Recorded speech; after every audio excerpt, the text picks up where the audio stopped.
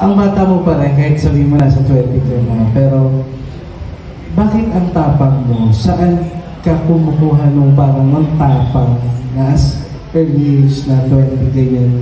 Ganun ka na, ganun na yung mindset. Siguro po, kahit may mga childhood trauma ako, or kahit may mga problem tayo personally, sobrang laking tulong na pinagdalan ko po lahat ng yun. Lahat ng akala ko ikagagalit ko sa family ko or sa mga tao outside ng family ko na may nabato sa akin masama. Parang inabsorb ko po yun. Inabsorb ko yun ng inabsorb hanggang doon ako nakahanap ng tapang.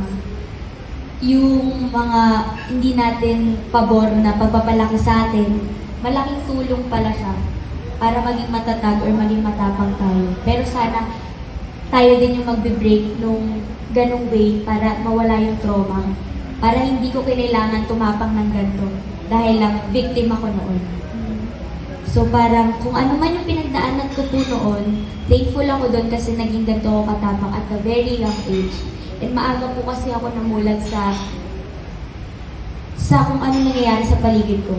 Kasi bata pa lang ako, nasa industriya ako na sobrang laki, sobrang hindi naman tayo healthy noon nung nagtatrabaho ko ng bata ko.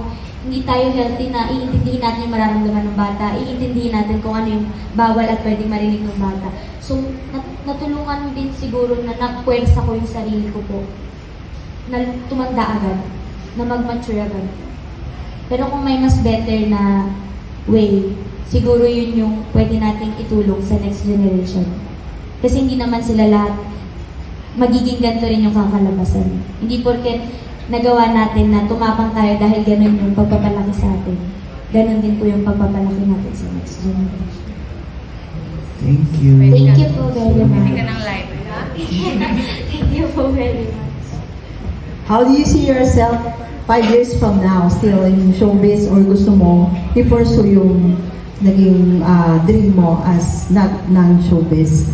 Siguro satisfied na po ako dun sa rest na nakuha ko. 5 years from now, nakikita ko pa rin po yung sarili ko na nag-hustle. Nakikita ko pa rin po yung sarili ko na tumatanggap at pinag-aaralan yung industriya natin. And yung mga trabaho na ibibigay nila sa akin, pinag-aaralan ko pa rin. Feeling ko, 5 or 10 years from now, niyayakap ko pa rin po yung craft na meron.